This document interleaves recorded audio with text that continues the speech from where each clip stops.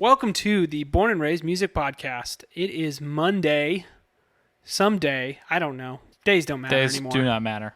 Time is a construct that this virus killed. Yeah, and we have nothing left but this podcast. This podcast is good, though. Yeah. On any day. Yeah, virus can't kill this thing. We got Tori Bishop from Exit In, former Born and Raised intern. We were incredibly lucky to have her as an intern, as this podcast shows really bright, really hardworking person. Yeah, she was one of the best, and she's super sharp, learns really fast, and now we're learning from her. Yeah. I had a lot of questions about marketing, and I told her that I wanted her to feel comfortable by divulging her own company secrets. I really wanted to get in there and find out some stuff about how Exit In promotes their shows. Exit In, man, it's such an iconic venue, and Chris Cobb and those guys have done a great job at just curating an amazing space. I remember in college, some of my favorite shows were at that place. And so not only like big, they get huge national acts, but they always leave space for local bands as well. And I think that's something that, like, as Born and Raised has kind of like started to develop its identity. It's one of those that we kind of constantly look towards and go, they're doing it right. We want to do more of that. Exactly. Especially on the promotional side of things, they have a lot of really good methods that we try to emulate. And it was really cool to be able to talk to somebody that works directly that's directly involved in all those operations to actually kind of pick their brain a little bit and get some good intel. Yeah, and she shares some good stories as well, both from her Born and Raised days and also from Exit In. So, and we're just really excited. It was our first Nashville person, I believe. Yeah. First person out of town. So I find that hard to believe. Right? But you're right. Here we are, first person from Nashville. So we're excited about it. Let's get into it.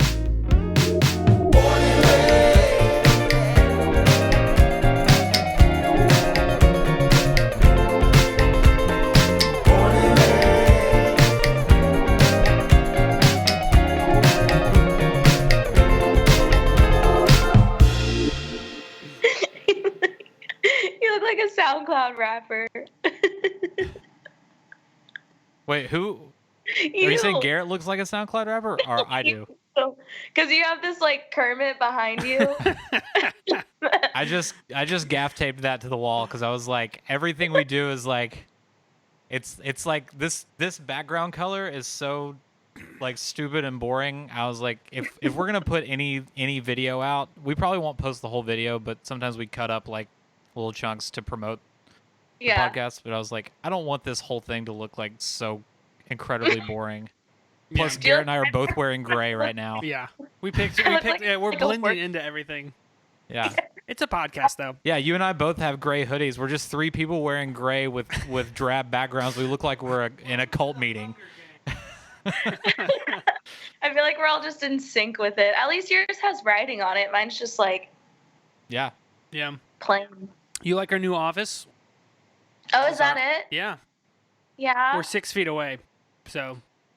That's why we're social distancing within our own office. But we've both been quarantined for 2 weeks, so I feel like that's when we know we're both safe. But I know. Okay. I think I'm in the clear next Sunday for like my traveling home. Right. But I've been quarantined. I think the day I started was like March 8th. Oh, that was early. That was like before the CDC guideline of fewer than 50 people. That was like March 15th. Yeah. So when you were working with us last, there was no office. There was no anything, really. Yeah. What year? Because you were still at Dogwood. I was still at Dogwood. Because so you interned with me at Dogwood, and then you helped us out that summer after, right? Yes. And we did Sunset on Central. And then you moved to No, you moved to Charlotte after that, right? So yeah, you interned with Dogwood with me and did Rhythm and Blooms with Lucas, the other intern, and then you worked with Born and Raised that summer on Sunset and a couple other things like shows here and there. So you did that, and then we did Sunset on Central. I remember your dad coming in and helping us. Oh my God, on trash duty. Yeah, that was an intense sunset. That was intense because I remember not expecting that many people to actually show up. Which, like, not in a bad way, but I think it was like, we didn't think about picking up trash. Oh, you don't have to soften it. We didn't expect that many people to show up either. Yeah. Wow. That was the tipping point for it, and all of us were like, "What is happening?" Yeah. But I mean, that was also a good thing because it was like, oh, okay, so people actually want this right now, and maybe we should consider trash pickup a thing. Oh man, it's always the little things that get forgotten. Things like trash and toilets and toilets. Toilets is yeah. always... We learned a lot through that sunset. Man, but so you did that, and then did you move back to Charlotte before you moved to Nashville? Yeah, I moved back for 3 months because my parents moved, and then set a date and just dipped out in October. Did you have anything lined up in Nashville, or you were just like, let's see what happens? Just let's see what happens. Because I was still doing all the festival stuff. With AC? Yeah, but at that point, my boss, Emily, was still with AC, so I had all those lined up. And then I think in July, my Knoxville lease went up, so I stayed home until October.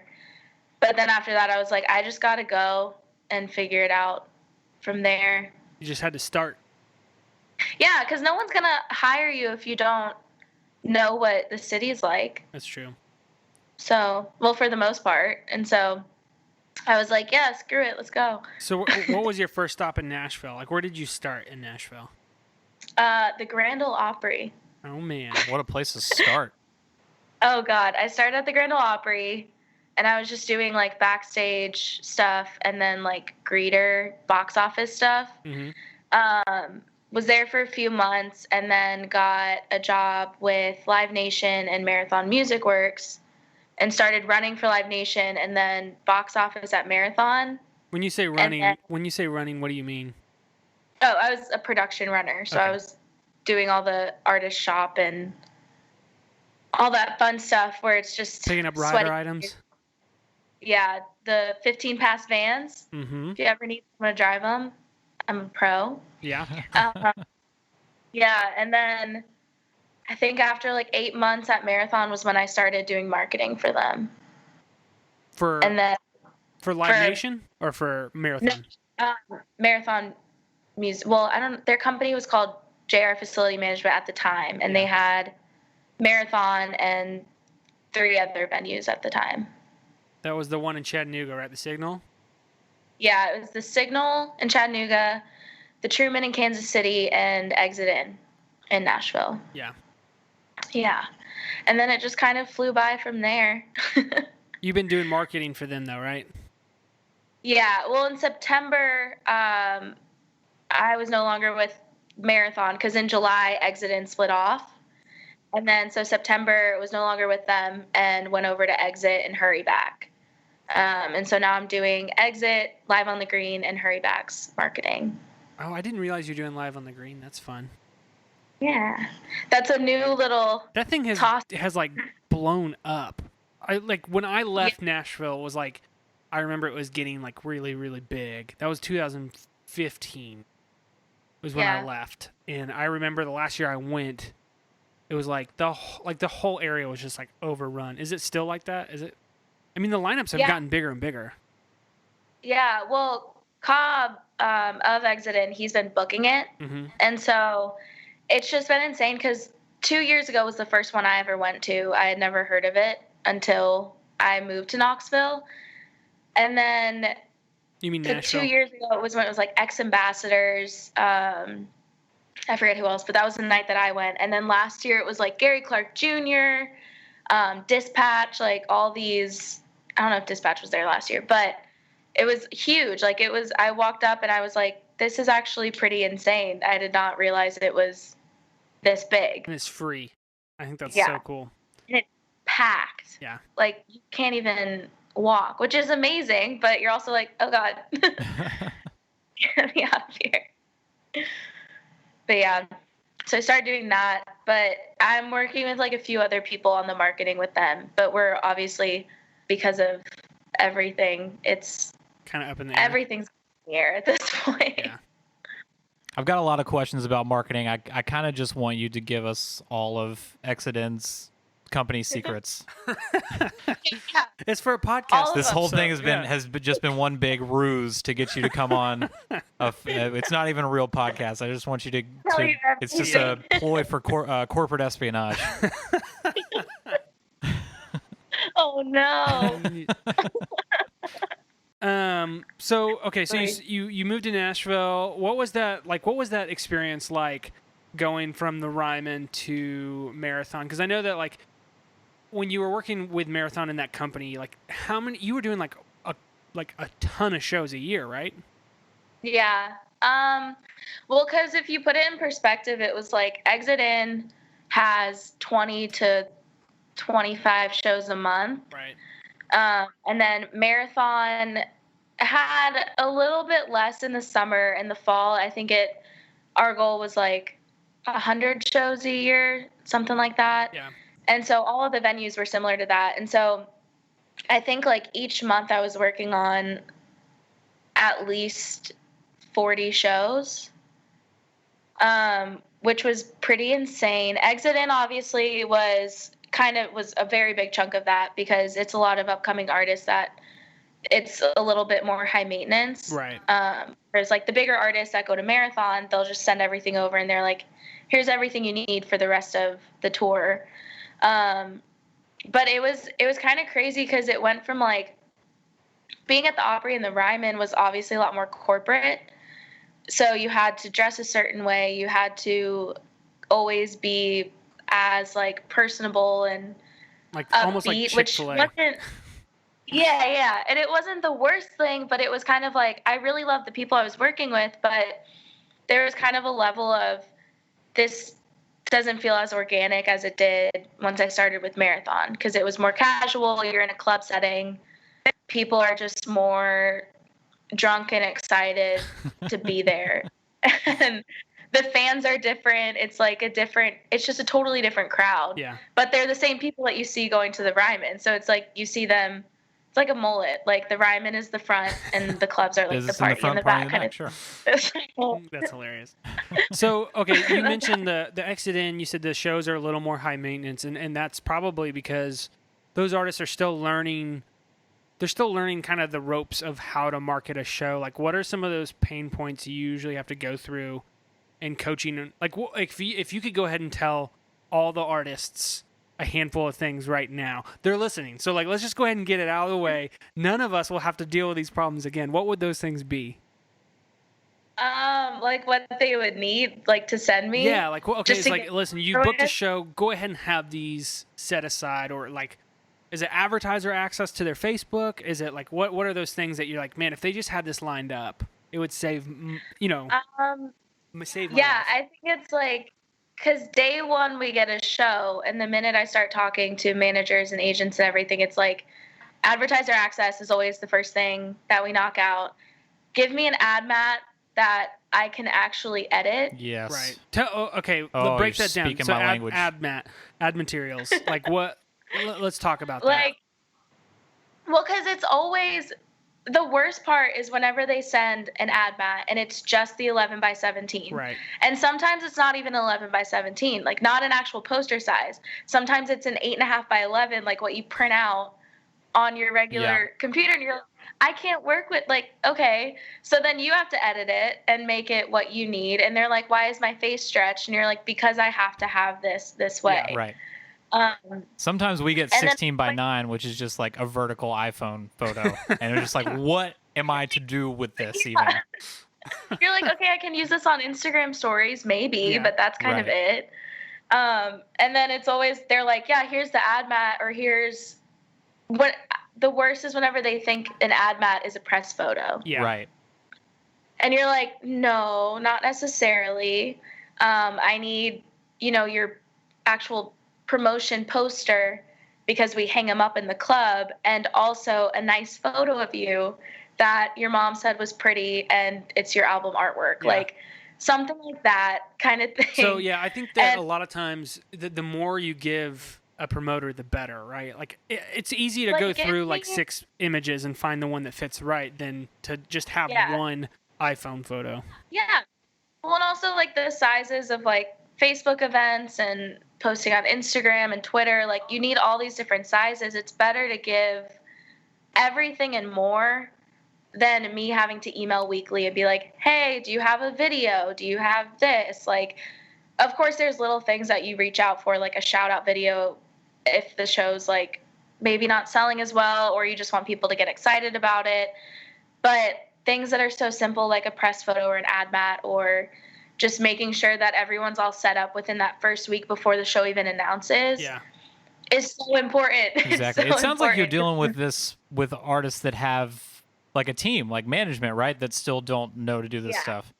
I feel like that's great advice for independent bands, like when you're making a tour or putting a tour together and sending these materials to a venue. Always good to have, especially with your photos, just like a bunch of different kinds. Or if you only have one, at least make sure that the picture was taken far enough away from you that they can crop that one photo into everything that anybody could need. Like you mentioned, like Facebook cover photos, Instagram posts, stories, all that kind of stuff. Yeah, the best band I think I've ever worked with, and it's not entirely fair because it was repeat, and Jared was a promoter, and his wife is a publicist. So like they as a team, like They get it. they get it, they already know it. But like they sent a Dropbox link that had like a video.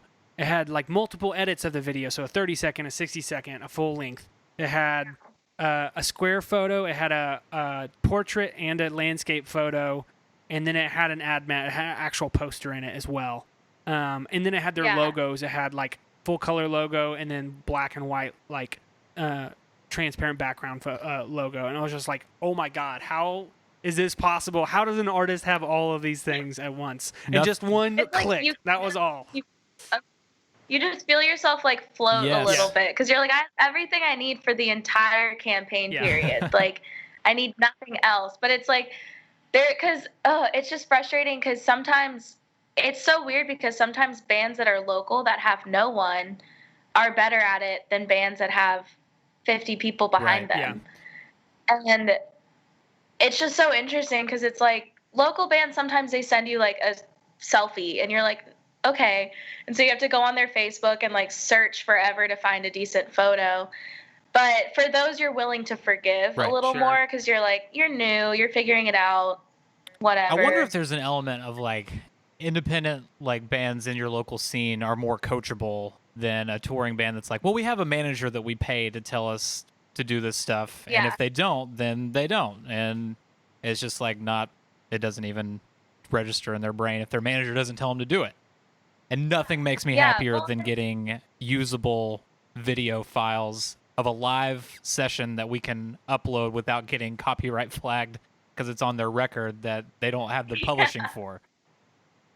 You get like notifications from WME that like it's unusable on everything.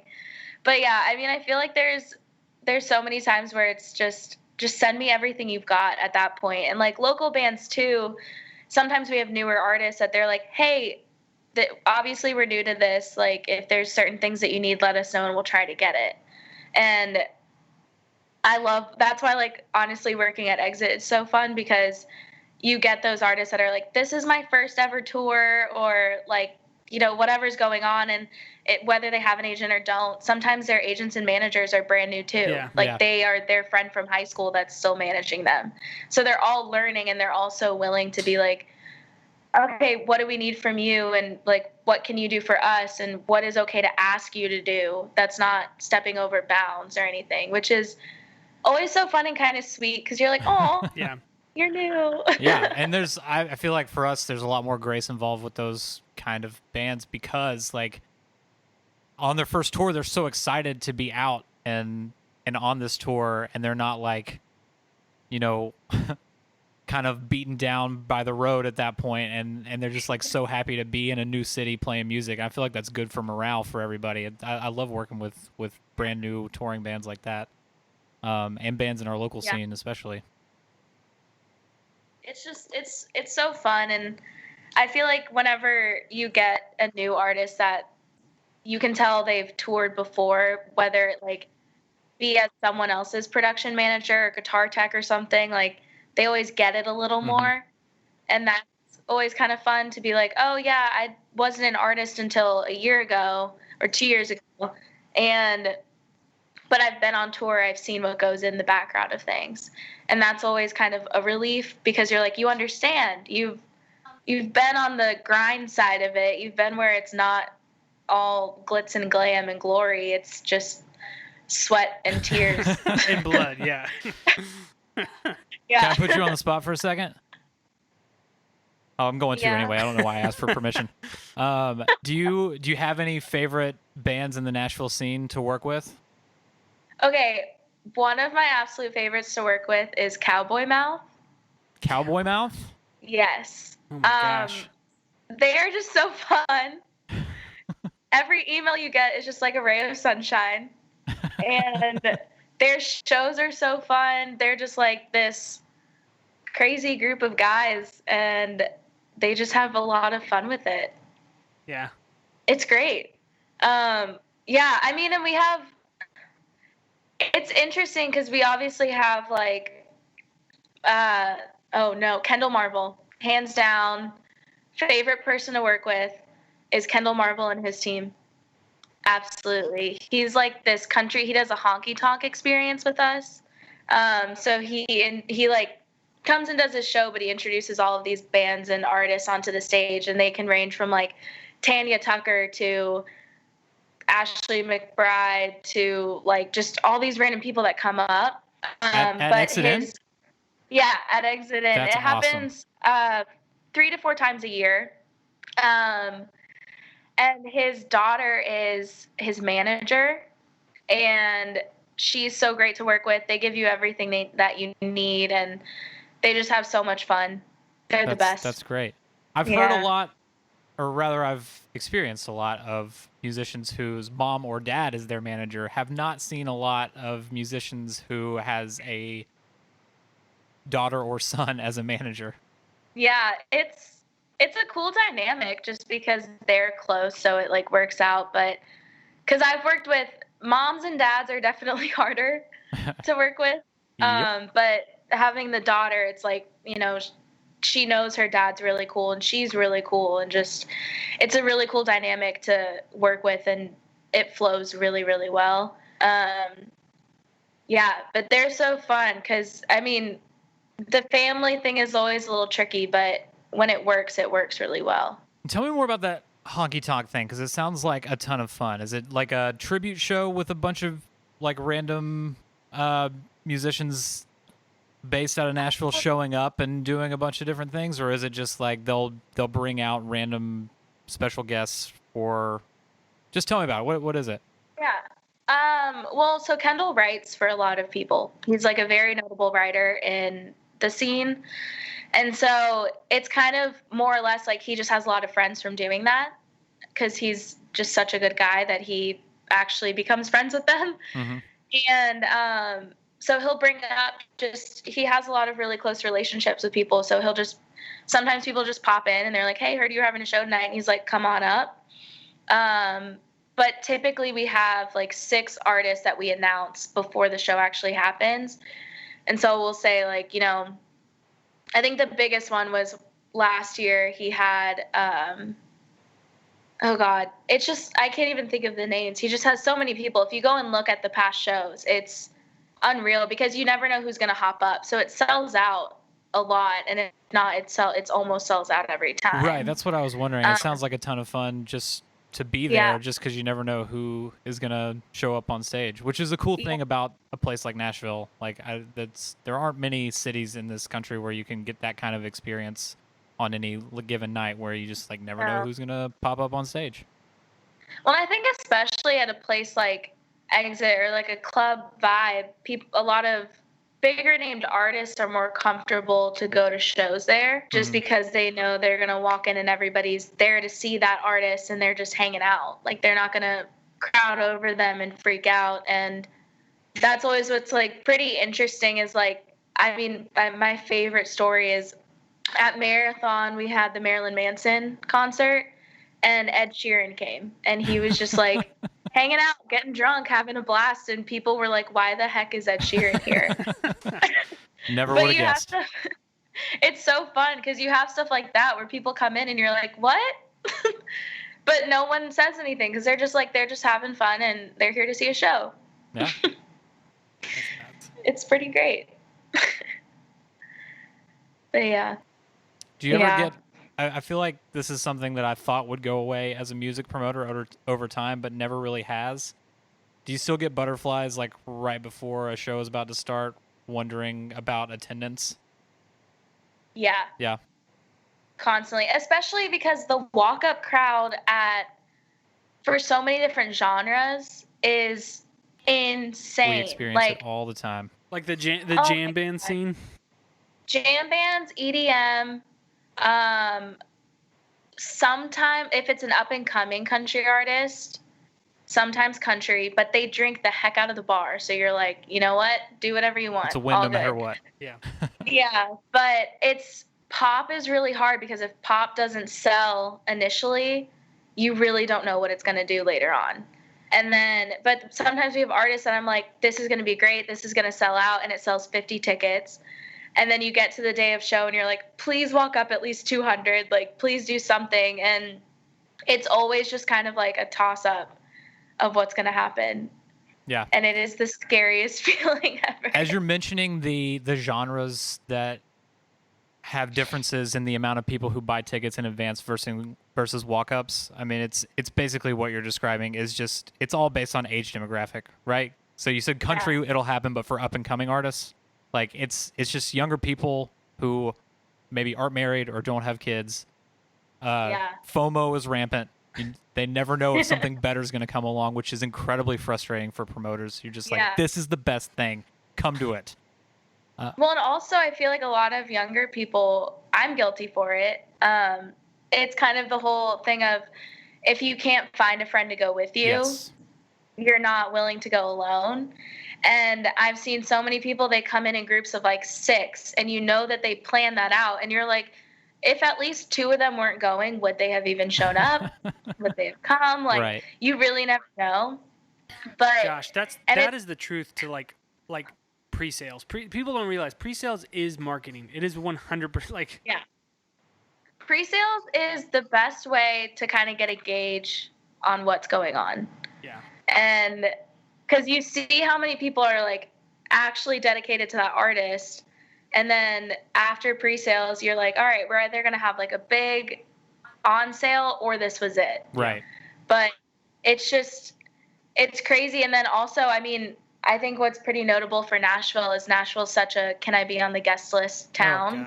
What a freaking bummer. Yeah. Man, I'm so glad we don't have to deal with that.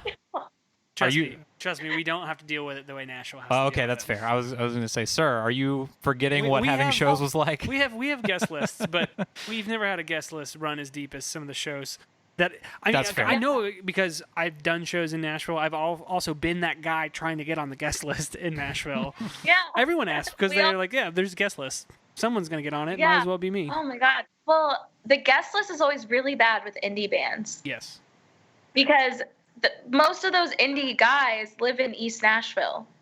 Or girls, like whatever. And so many people coming up to the show, they're like, oh, I know Tommy. I'm gonna be on the guest list. I'm Tommy's best friend. Turns out Tommy doesn't know you at all and didn't put you on the guest list, so you have to buy a ticket at the door. Yeah. And it's like, especially for Exit In and clubs, like tickets are not that expensive. So is it really that hard to buy a $15 ticket to support your best friend, like so-called best friend? I don't know.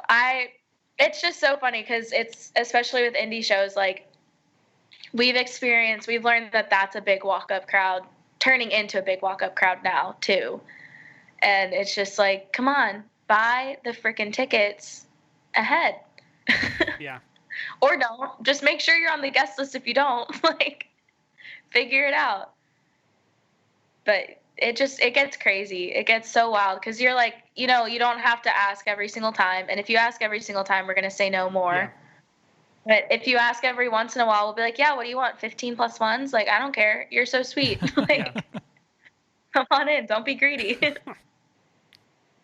Oh, goodness. So, speaking of like selling out shows, I know something that you and I talked about was like the problem, and it probably happens more in Nashville than it does, at least for our shows in Knoxville. I'm sure it happens some in Knoxville in general, but just like sold out shows and scalping, and like how do you fill a room? I know you guys have been dealing with that a lot. Like how have you guys been combating that? Luckily with scalping, you can do the ticket scrubs, which is your ticketing site will go through and sort through like known scalpers versus like weird addresses and all that. And it'll automatically refund those tickets. And so that's been helpful, but we've also, when it's a sold out show, we use a secondary platform called Light. Yeah. And Light is a resale platform for just to safely exchange those tickets and make sure they're not being sold on StubHub or Ticketmaster. Yeah. Or whatever. Man, 3 times. Have you guys been getting the scammers? Like we experienced this at the Outpost, and at first it was kind of endearing of like, oh, someone thinks this is worth scamming. Like I don't know, it like put us on a low, and then we started getting annoyed with it. But like we were getting a lot of fake tickets. Yeah, well, the fake tickets are hard because that's someone selling a ticket layout. Yeah. Or just blocking out the barcode or blocking out the number and stuff. So you can't even help them at that point. And that's always, I think, the hardest. And especially when I worked in box office, that was the hardest part, was telling someone for a sold out show where they can't just buy a new ticket and go get a refund later. Yeah, right. It was so difficult to be like, I am so sorry you paid $300 for a fake ticket. We know that struggle as well. It happens to us when we announce that a show is sold out, and it always happens via Facebook. Like people will, as soon as it's announced it's sold out, people will jump in the comments and be like, hey, I've got 4 tickets to sell. DM but me. if you take 2 seconds and click on the profile, you'll see that their like language is set to Portuguese and like they have no friends. Yeah. And like 1 cover photo, 1 profile photo. And once we figured that out, we started just like shutting down the comments and Facebook events as soon as we announced it sold out. I think that was the thing, was like, a big part of day to day for me is going through the Facebook events and deleting, because we have it where only admins can comment and post.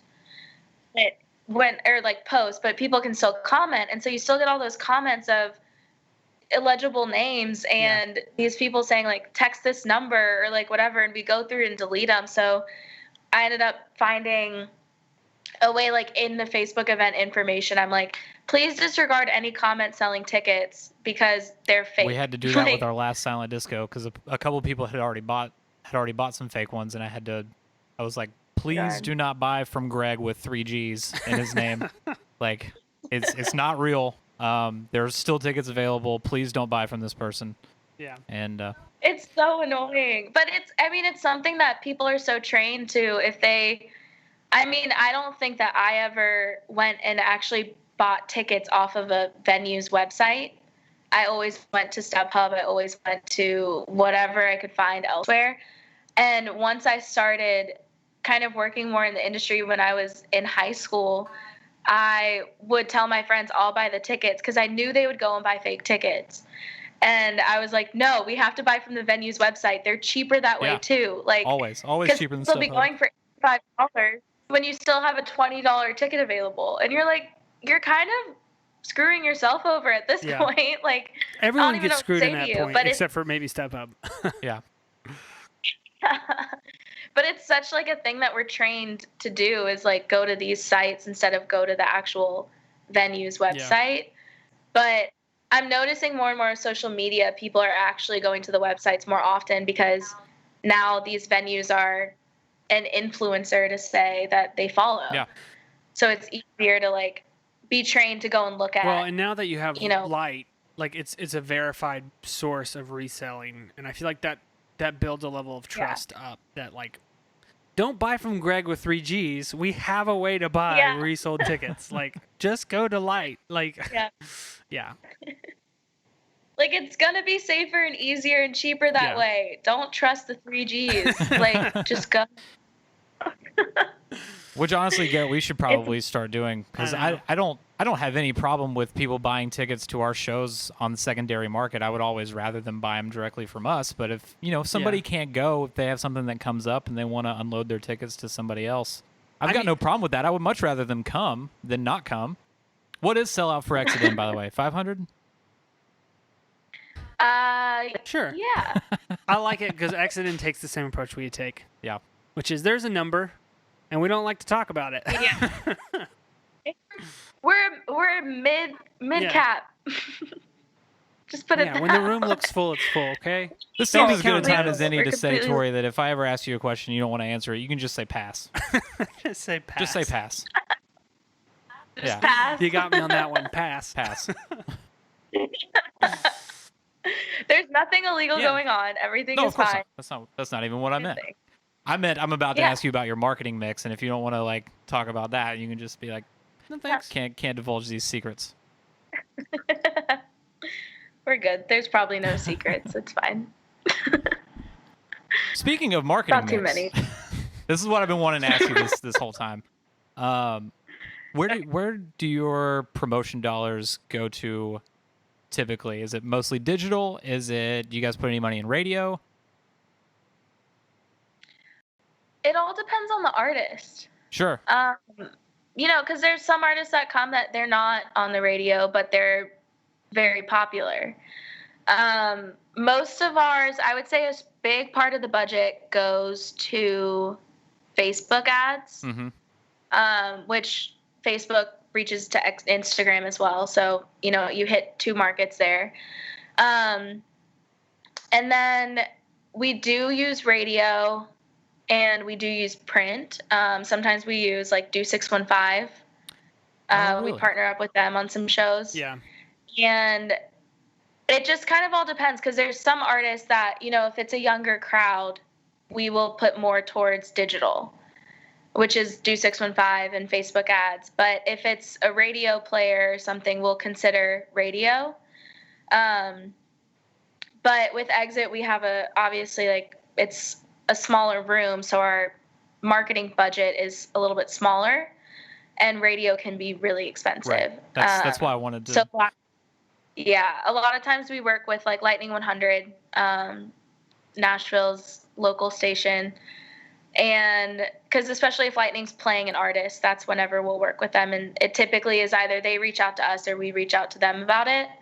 And but if it's like an iHeart station or something, it's a bigger conversation because we have to reach out to that artist and just say, hey, FYI, may have to up your budget here, which will end up making your pay less because we're putting in more to the marketing side of things. So you put it to them, basically a proposition of we can get more people to your show, but it's going to increase the expenses, which could potentially decrease your actual payout, right? Yeah, and we'll just be like, do you approve? If you don't, let us know, and we'll kind of brainstorm on some other ideas too. But yeah, we send them, we have our marketing budget spreadsheet that we send to them, and typically they just look over and approve it or not, and then ask us what we have and how we can differently allocate that money. Because we can always spend less on Facebook or less on, our print media is pretty locked in, but typically less on certain things so that we can spend more elsewhere. Right. Is there anything that's really piquing your interest as of recently that you're I kind of want to see what this is about, like TikTok or anything like that? I think maybe because it kind of depends. Because I downloaded TikTok recently. Mm-hmm. Congratulations. It is fun. It is so much fun. Right. I feel so old. Now you know I'm how just we scrolling, feel. I'm like, oh. We felt when you were talking about Snapchat. Welcome to the club. Fair, that's fair. But I look at I don't know. I think TikTok is something that you can definitely use, but that's going to be someone like Dua Lipa level Yeah. marketing. Yeah. And or Ariana Grande kind Yeah. of thing. Whereas for us, if we work with a pop artist, like King Princess, we had her last year. That's kind of more of an Instagram edgy level of people. Yeah. I've been kind of looking more into Snapchat's kind of dead. Yeah. I hate to say it, Snapchat, no one really Snapchat sucks for Yeah. marketers because they learned early on, like, we need to do everything we can to keep people from spamming people with endless marketing, which is all we want to do. That's all we want to do. So we just Yeah. like ignored Snapchat from the beginning, basically. Yeah. Well, and it's kind of like for something like, you know, Marathon, that was definitely a discussion that we had because Marathon was a bigger club. We had like Charlie XCX and Chelsea Cutler and all that. And we had Chelsea Cutler and Ban Camino and all those people at Exit, but it's like at that point there's still like oh cool. So we looked at I worked a little bit with like Tumblr and did like Tumblr and Reddit ads. Oh, interesting. And yeah, because it's kind of like for the more indie heads, Yeah. those are the good places to reach them because you can just do ads directed to certain streams and like subreddits and all that. I think that's the only one that I've really like stretched out to look at, but it did a little and it was okay. I think with those, it's kind of still on a case by case basis, but I mean, we see most income and activity is on Instagram, then Facebook, then Twitter. And so it's like that's where we would want to be, but right now it's Facebook, then Instagram, and then way down the line is Twitter. You guys have the swipe up though, and I feel like that's a game changer. Oh, we want it. We want it so bad. you got to get that 10,000. 10,000 so far away. So far away. And I Everybody just- follow us right now. And I just purged a bunch of ghost followers because I'm currently obsessing over our engagement rates, and we had a lot of dead accounts, and it didn't seem like it did anything. And now I wish I had those 500 followers back that I just purged. You're like, wait, no, we need Come you. back. Well, that's the thing is like, well, it sounds kind of bad, but our Facebook's pretty engageable just because Facebook events. People love Facebook events. Right. But for us, like after the tornado, we had a huge spike in followers. And I was like, I'm not sure if this is because, you know, Basement East, they're all good, we're okay. But I didn't know if it was because of that, because we were moving shows over, or if it was people just feeling that like Nashville pride and following all these local businesses. Right. Possibly, yeah. And Or could it have been maybe that with the Beast being closed for a while, people that frequented it there were like, well, I need a new venue to go to often in the meantime.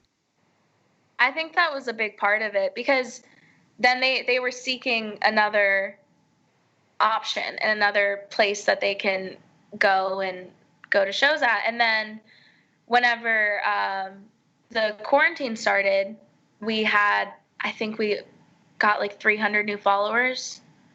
And I was like, well, this is really interesting because you're not going to shows. And then I thought about it and I was like, oh, because they're looking for live streams, they're looking for information, like active things going on. They want something to look at and kind of get their mind off of what's going on. And so it's been really interesting to see kind of how it has spiked after these tragedies happened. Yeah. Because before we would get a pretty decent amount, but it was just every now and again. Yeah, I think for bands and promoters and venues, you know, that's what we've done during this time, partly because we have nothing else to do, but we've focused all of our efforts basically on audience building and engagement because we're trying to use this time with some purpose. So we're working really hard on that, and I think that's a good lesson for anybody listening to this right now, that while we're still in this pandemic time, that like if you don't have shows to promote, if you don't have shows that are getting you paid, at the very least you can do all the efforts that you can to try to bring in new followers so that you can set yourself up better for when things come back. Yeah, like have some content that people are actually interested in following up on. Because, I mean, Exit next year is our 50th anniversary. Oh, wow. And yeah, it started in 1971. And so we're kind of starting to, it was in the plan already to kind of start promoting that that's coming up. Right. But now more than ever, that's even more important because, you know, it's reaching out and saying, like, this is why we are a valuable part of this community, is we are historic. We have been here forever. Here who's played here and all that kind of stuff. And it's, as it's like played out, I'm like, in a way, this is almost getting more people to notice and pay attention to those little things of why we started and where we are and why you should support these independent venues and businesses and artists, because it's going to be so much different for us to get back on our feet than it is for Live Nation or AEG or whoever. And I think that's kind of what's been really big for us is during this time, like, yeah, we have our live streams and everything, but we're still trying to be like, hey, here's some merch, here's what we're listening to right now, and just things that we're doing to keep ourselves preoccupied. But I'm like being very careful to not make it like a meme account and stuff, because I'm like, I don't want to make this like make fun of it. I want to make sure that like everybody knows how serious this is. But look at the live music we're still bringing to you since 1971. Right. Yeah, really, it can. I totally understand that trying to strike that balance. It can be really difficult to know that you're going to have, because when there's no revenue, social media engagement is kind of your only. What can we grow? Yeah, well, I guess we can grow attention. Only way for growth, and if memes are doing well, then they're doing well. So you got to buy memes while they're hot. Yeah, I mean, I totally understand that wanting to do some of those, but also you're totally right, not trying to make that what your account is now, because that's not what you do. It's not really your core value proposition. It's not really going to be relevant to what you're doing in the future. Yeah. I got one more question about marketing that I want to get back to. Do you ever have you ever tried anything out with Spotify ads? Yes. Spotify, I love doing ads with them. I had done where I'd gotten the voice clips from artists where if you don't pay for premium and you're listening to that artist, they can say, hey, Nashville, I'll be at whatever on May 6th, like buy tickets here, and you can click Excellent. it. And that was really, really interesting because as a premium user, I was like, no one's going to hear this. Are you kidding me? Like, what? And I didn't get it because it also, if you go to the specific artist's Spotify, it has shows coming up if you put your location. But it worked amazing. It was great because you just allocate a little bit of that money to Spotify, and you think about people that are just listening in their office and they may not have premium or whatever. And if they hear that over and over and over again, they're going to be like, okay, fine, I'll buy a ticket. You get good saturation with it. I don't know that you can get a more highly valued targeting effort than somebody who's already listening to the band, that lives in the market, that has that band speaking to them directly, saying, we're coming to your city, come see us play. Yeah, unless we can get their phone number and just get the artist to call them personally, Exactly. like that's as close as you're going to get. Yeah. Well, and I think people love to feel special, and it makes them feel kind of special. Yeah. Because they're like, oh, you are? You're coming You're talking to me. Yeah, it's the marketing version of when they walk out on stage and say, what's up, Knoxville, or what's up, Nashville? And people are like, yeah, they said our city. Like, We're from love there. us. Yeah, I really liked it. It was really cool and interesting to work with. And, I mean, you got to love it. We've been doing, we use Eventbrite right now, and Eventbrite automatically connects to YouTube. So if you're listening to the artist on YouTube, it'll pop up that their show's up. Snap. I didn't know coming that. We up. got to get on that. See, we're learning. And so that We're learning. I think it does it automatically, though, because we use Eventbrite too. We have the Eventbrite music. I think it does it automatically. It does, thank God. Because whenever I had to do it before, it was a lot of work. But Eventbrite just automatically says, hey, and you're like, oh, thank God. I want to amend something, too. When we were talking about Snapchat, we said that we didn't even attempt it from the beginning. But that's wrong, because we did dip our toe in the Snapchat waters while you were with us. Right. And you actually helped us get one of those backgrounds for stories for a Lonely Biscuit show at Pretentious. Oh, Lord. That was so long ago, really it feels does. like. Because it was. It's because it was. It was like 3 years ago, 2 years ago. Also, the last 3 months has felt like 6 years. Yeah, it's true. We've lived 6 years in the last month and a half. So it was basically 10 years ago is what we're saying. We were just children. We're all very old now. Thank you for at least including us in that we. That makes me feel not as old. Oh my gosh. Of course, because you're what, Sure. 22? God bless you. 22 was a year that I was once. Sure. Garrett, I don't know about you, but I'm feeling One time. 22. Oh. We're averaging like one God. Taylor Swift reference per podcast episode right Yeah, now. I think that's a good average. Oh no.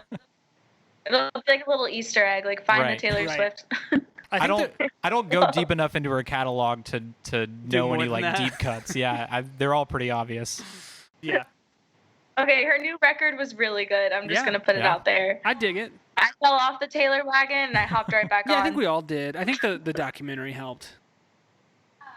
Yeah. I it mean, was so good. I still have feelings towards like that whole thing of like I just don't feel sorry for you. And I think she really wants people to feel sorry. But then I watched the documentary and I was like, okay, well, I mean, it doesn't sound like it was the easiest thing in the world.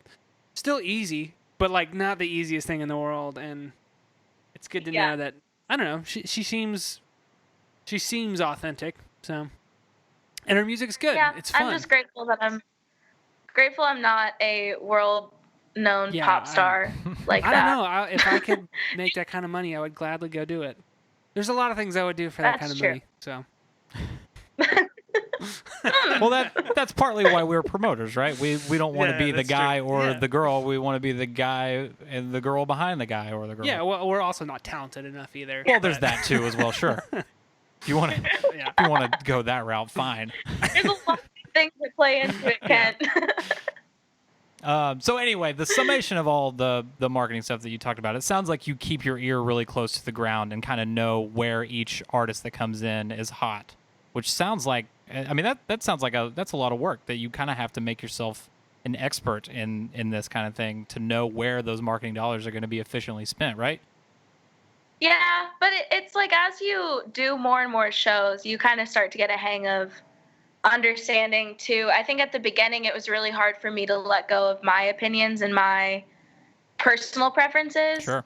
And then once I figured out past that and let myself explore more and like know that other bands are popular even if I don't like them. Right. Somebody out there loves them. And I think that was kind of like the biggest thing that I learned with when I started marketing was like, it doesn't matter what you think specifically, because if you specifically love a band, it'll come across so clear in everything that you're posting that like everyone would read it and be like, why do you love this band so much? But everybody else, you're like, whatever, just announce. Here's a show. Come or not come. I don't Right. care. And I think that's true too with each like platform that you're spending marketing dollars on. Like my preferred social media platform is Twitter.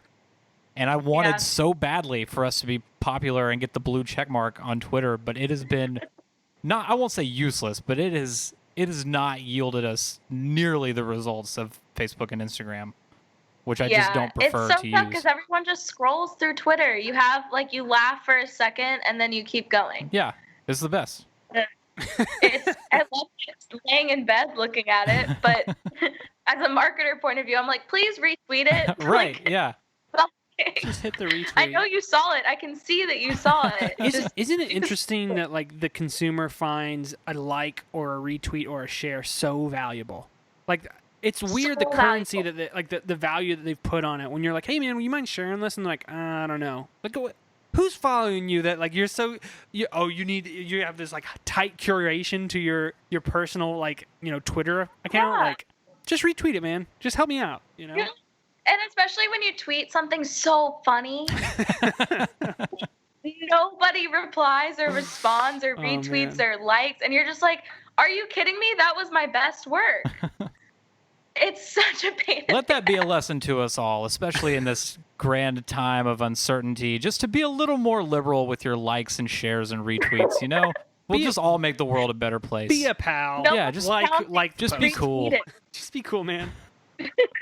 It's cooler to do it, Yeah. all right? Yeah, I see another person. Well, I mean, I guess I can't see it. Never mind. Well, cool. Was there anything else you wanted to talk about if you like I said, we kind of cut it off early about the AdMat stuff. But is there any other things like if you could share with an up and coming artist that you're like, make sure you do this with promoters or anything like that you'd want to share? Yeah, just be willing to be creative. Yeah. If, like I feel like there's so many things that work for different venues and different promoters that an artist sometimes isn't always willing to just do it or give it a go. And it's like, you may not do that on a day-to-day basis, but for that market and that venue, they know that that works. So Trust your promoter. try it. Yeah, and your promoter knows. Like, trust them. That's what they're there for. Yeah. They're there to help you and sell tickets. Nobody wants to see you fail. So when they ask you to do maybe like a weird picture or some, like a Instagram shout out takeover. video, like, I mean, I can't tell you how Yeah, many don't want to do that. And I'm like, guys, we're going to give you access to our Instagram account. Just hop on there and Yeah. be goofballs. No one cares. They just they just want to see you, and then they'll come out to the show because they got to know you. your fans are gonna love it. And half the time, like if your fans were teetering on whether they could go or want to go, like if they feel connected to that specific show, they will buy that ticket. Yeah. You got to pull at the heartstrings a little bit. Yeah. You got to make people feel special, and they will buy your ticket. Yeah, and I think bands that have never done something like an Instagram takeover, I think a lot of people out there would be surprised how not even that much of an effort it takes to connect with people, even in a new market that you've never been to. Like sometimes just putting forth a little bit of effort to show people in the city you're coming to that you care about them can really go a long way to bring out some people that maybe weren't going to come before. I remember Briston Maroney did a Instagram takeover of the Sunset account, Sunset on Central account, and it was weird. It was so weird, but it was amazing, and we got really good response from it. He was just himself. He's a weirdo. Shout out to Briston, but like, he was authentic, and his fans responded to it, and our fans responded to it, and I think that he had a really great set at Sunset. But we had a lot of like response on our Instagram because of it, and he didn't do anything interesting other than talk about his breakfast, I think. Like, I don't, like... Yeah. But the fans, like, we never really had done Instagram takeovers, and that was just a personal preference because I hate changing the password. Yeah, I get that. but it's, now that we're doing live streams, and I have to, like, we have to give them access from Exit-In's account. And so it's been really interesting to kind of see how, before, for us, it wasn't exactly successful. We would only get like a couple people interacting, really. But now it's, people know that they're on that page, so we'll get like little DMs and stuff, and I go and check everything after, and I'm just like laughing at what these people are talking about together. But it's great because it's like they feel actually connected in a different way. Like, it's interesting. It's really interesting to find. But yeah, I mean, that's just a little way to be creative with it, Typically, your day in Nashville or Knoxville or wherever, you're probably just sitting on your bus bullshitting around anyway. So why not show your fans what they want to see? That's almost word for word our exact pitch. So what else are you doing, man? You're just on the tour bus. Come on, man. Yeah. If you just want to eat a pizza and show everyone that you're eating pizza, do it. And then invite them to the Sounds show. great. People love food content. Yep. Well, Tori, is there anything that you want too. us to plug for Exit-In, or for just your personal? You want us to plug anything on the podcast? The donate. Yeah. Do I need to say it? Yeah. Sure. Okay. Exit is. I feel so weird doing that. Normally I'm like behind a screen like typing, and I'm like, yeah, let's donate now. Like, me actually saying it is interesting. Exit is taking all of our displaced staff. We are trying to support during this time. A lot of them have families and don't have other jobs, and so we have a GoFundMe donating especially to them, and we are actually rolling out payments every 2 weeks, I believe. Making sure that they have at least a little bit, a little goes a long way right now. And our merch, we are selling merch. We have some new merch rolling out, some fun stuff coming. Hint, nudge, nudge, keep an eye out. And you guys will ship that anywhere? Yeah, it ships anywhere. It's comfortable. It's cool. Support a historic venue. We're independent. Help us. Yeah, so I guess with Exit, I mean, we're just taking donations and selling merch, just trying to keep afloat. Right now it's really hard to be a small business, and it's also really hard to be a small business venue. Don't we know it? So if you live in Nashville, buy a growler of beer from Hurryback, all craft beer, all really good. Yeah, just support. Cool. We'll have you send some links, and we'll put them in the show notes for anybody that is interested and wants to hop on that. I want me a shirt. I'll send. I created a link tree. You can click on anything, so I'll send that over to you guys. Excellent. Okay. Tori, thanks so much. Such a smart and hardworking person. I feel like we were incredibly lucky to get you. Don't hide from the camera while I'm complimenting you.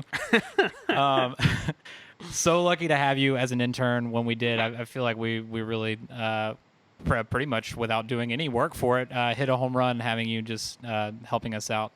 And really appreciate your time coming and jumping on the podcast with us today. It was fun as always. You guys are a laugh and a half. Yeah.